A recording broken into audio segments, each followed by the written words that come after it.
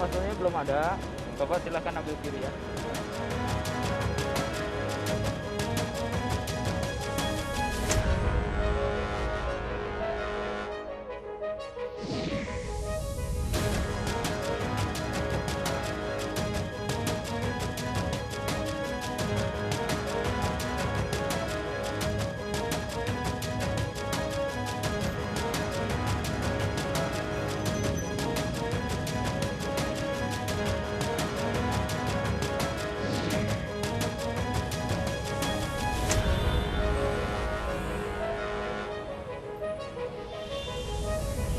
Yang dapat disertasi dan tanggal 29 sampai terus sampai tanggal 29 yang sudah ada nomor nggak usah.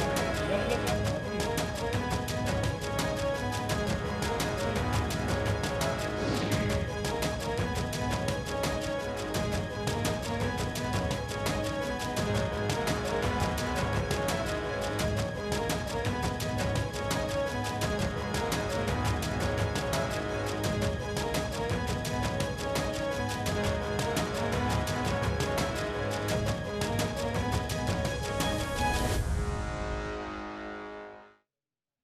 Baru saja kita saksikan informasi PSBB dari sejumlah wilayah dan kita beralih ke informasi penyekatan di pintu masuk menuju Jakarta.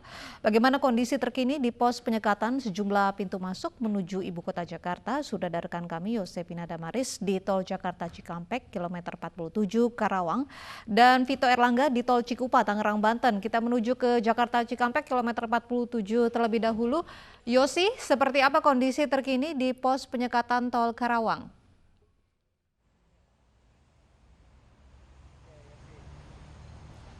Iya, Kutsia, arus lalu lintas di ruas tol Jakarta Cikampek khususnya di kilometer 47 Karawang Barat di kedua arah terpantau ramai lancar, namun di lajur yang mengarah ke Jakarta tepatnya di kilometer 47B tempat kami melaporkan saat ini terdapat antrian kendaraan sepanjang 1 km dikarenakan adanya pemeriksaan kendaraan. Dalam hal ini adalah pengecekan SIKM ataupun surat izin keluar masuk yang dilakukan oleh petugas.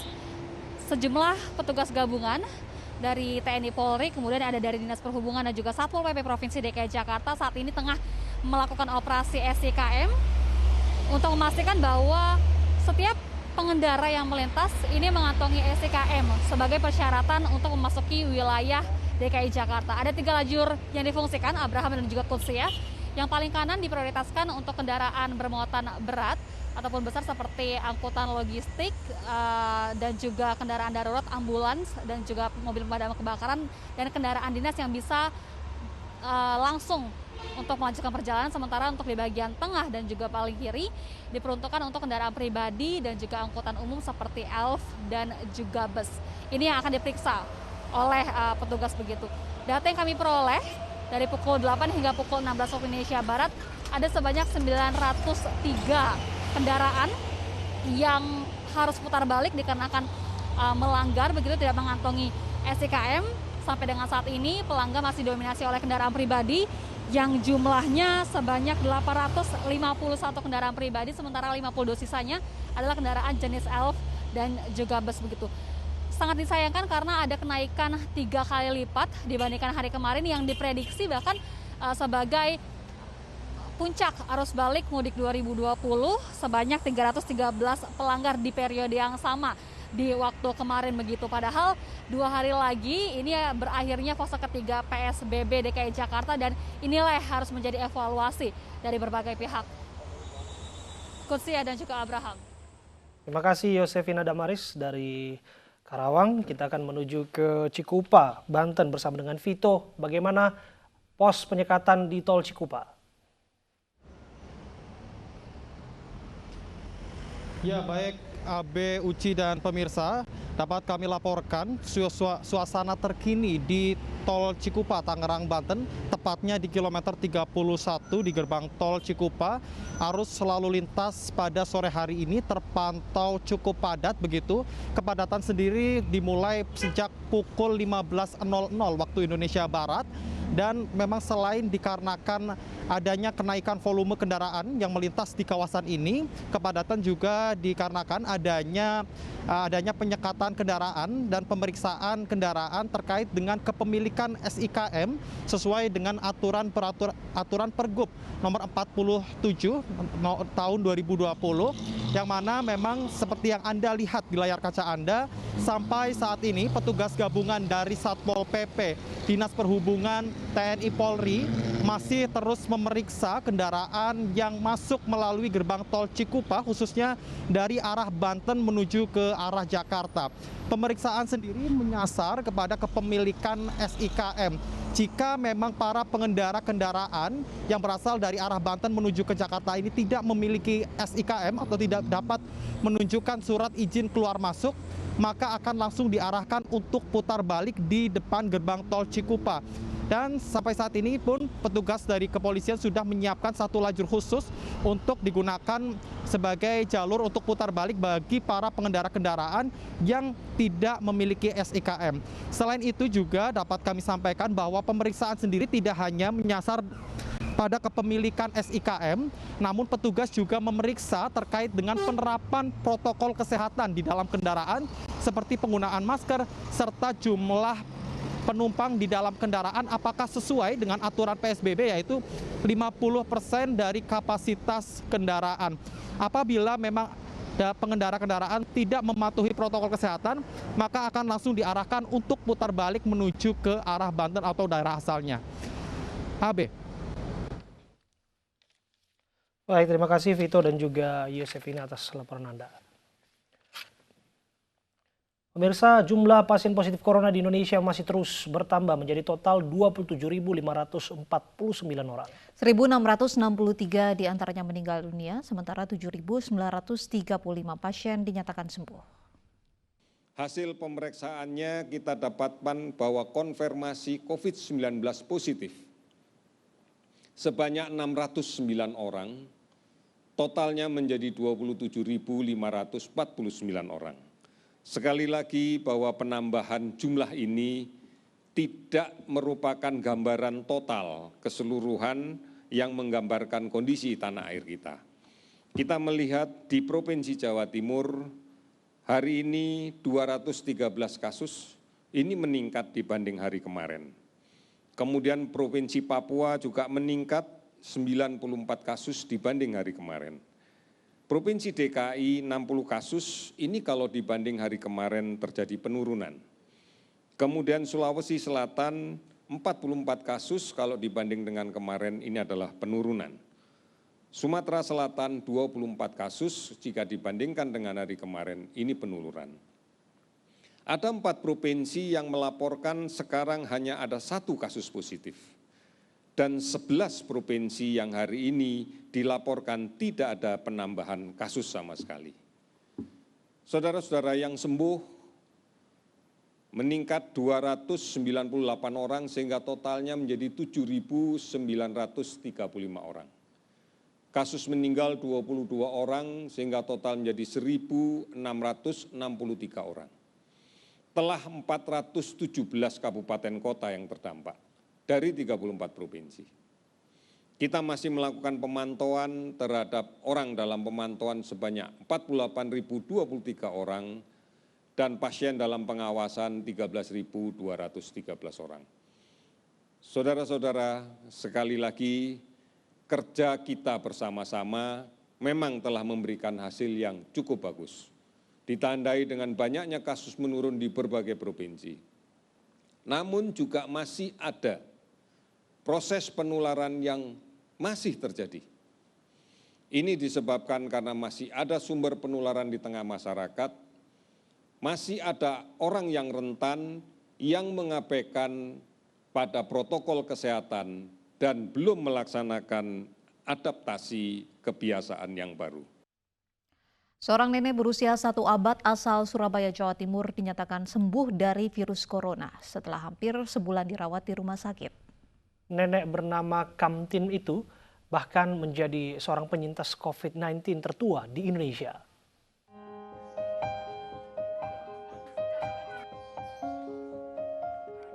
Inilah Nenek Kamtin berusia 100 tahun yang dinyatakan sembuh dari COVID-19. Sebelumnya, warga Surabaya, Jawa Timur ini dibawa ke rumah sakit pada 13 April lalu akibat mengalami gejala sesak napas. Kemudian, nenek kelahiran 1920 ini dinyatakan sembuh pada 17 Mei lalu. Menurut Siti Aminah yang merupakan menantunya, selama menjalani perawatan, Nenek Kamtin sangat disiplin, serta menerapkan pola hidup bersih dan sehat, sehingga ia bisa sembuh dari virus yang menyerangnya. Mak ini disiplin, dan itu dicontohkan ke anak-anaknya, disiplin. Terus terbiasa bersih, jadi kalau masak itu sayur harus dicuci dulu. Makan buah-buahan sampai tua gini, kalau dikasih buah ya apel yang merah itu kan agak nggak keras kan, lebih lunak kan Mas. Nah itu harus dicuci dulu. Sudah diumbat, wis diumbat, bilangnya seperti itu. Jadi semua itu dia itu memorinya kan masih bagus. Jadi kontrolnya itu masih ada dalam dirinya itu. Semangat Nenek Kamtin bisa menjadi contoh dengan mengikuti protokol kesehatan yang merupakan kunci kesembuhan dari COVID-19. Dari Surabaya, Jawa Timur, Nur Syafei, iNews melaporkan. Selengkapnya mengenai nenek berusia 100 tahun yang sembuh dari corona, kami sudah bergabung bersama dengan Ketua Tim Tracing Gugus Tugas COVID-19 Jawa Timur, Dr. Kohar Hari Santoso. Assalamualaikum, selamat sore Dr. Kohar. Ya dok, bisa dijelaskan kepada kami kabar baik ini, apa di balik kesembuhan seorang nenek berusia 100 tahun, penyintas COVID-19? Ya, ini memang fenomenal. Nenek 100 tahun, kemudian alhamdulillah bisa survive. Karena menurut data kami memang rata-rata mereka yang meninggal umurnya itu yang di atas 50. Jadi beliau ini malah 100 tahun. Dari apa yang kita gali, dari keterangan yang didapatkan dari yang bersangkutan maupun dari keluarga, ada kebiasaan-kebiasaan baik yang dimiliki oleh nenek ini. Yang pertama memang dia makannya itu juga bagus. Kemudian tingkat upaya untuk kebersihannya beliau sangat disiplin, sehingga kemudian ini juga mendukung. Dan aktivitasnya meskipun sudah berumur, ya kalau keterangan dari keluarganya, itu masih ada aktivitas seperti senam ringan yang dilakukan. Dan kegiatannya juga masih bisa berlangsung, meskipun pandangan beliau sudah mulai kabur. Hal-hal ini yang perlu kita juga pelajari bersama, bahkan diterapkan bersama oleh masyarakat yang lain, agar semua bisa survive menghadapi COVID-19 ini. Baik dok, selama menjalani isolasi, apa saja pengobatan yang dijalani oleh nenek ini? Sebenarnya tidak ada hal yang terlalu spesifik, ya. Jadi akhirnya kita berikan supporting untuk masalah gizinya, kemudian juga obat-obatan juga sifatnya adalah supporting juga. Tidak ada obat spesifik yang dipakai untuk nenek kita ini. Namun demikian memang aktivitasnya, kemudian kedisiplinan beliau, itu kemudian kemauan beliau itu sangat bagus. Dan ini menjadi sesuatu yang kemudian kita perlu kaji ulang untuk bisa diterapkan pada masyarakat secara keseluruhan. Ada faktor X, faktor barangkali yang bisa diceritakan dokter mengenai kesembuhan dari nenek berusia 100 tahun selain bahwa pengobatan itu dilakukan oleh tim medis? Salah satu hal yang adalah kebiasaan beliau yang sudah lama dilakukan. Yaitu tadi beliau memang bagus sekali memperhatikan masalah kebersihan dirinya, kemudian kebersihan tentang makanan itu beliau perhatikan dengan baik, sehingga apa yang beliau makan itu sesuatu yang memang kualitasnya baik. Dan juga kegiatan kesehariannya menyesuaikan dengan usianya memang.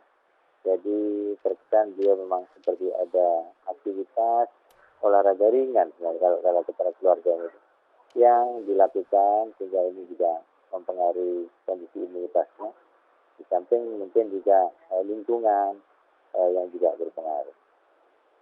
Baik, terima kasih Dr. Kohar sudah bergabung bersama kami, dan semoga ini bisa menjadi inspirasi bahwa pasien corona bisa sembuh walaupun yang berusia lanjut begitu ya. Iya, semua punya peluang untuk bisa mengalahkan virus corona.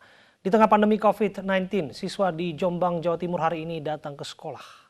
Untuk mengantisipasi agar tidak tertular virus corona, setiap sekolah diwajibkan melaksanakan protokol kesehatan dengan menyediakan semprotan disinfektan hingga pengaturan jarak antar siswa.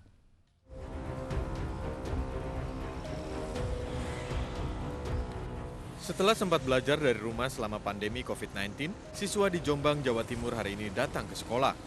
Di SMK Dwi Bakti Jombang, siswa dan kendaraan harus disemprot desinfektan terlebih dahulu ketika memasuki sekolah untuk mencegah penularan virus corona. Setelah itu, siswa diharuskan mencuci tangan, dicek suhu badan, dan dilarang duduk bergerombol. Tak hanya itu saja, kegiatan pengarahan kepada siswa digelar di halaman sekolah.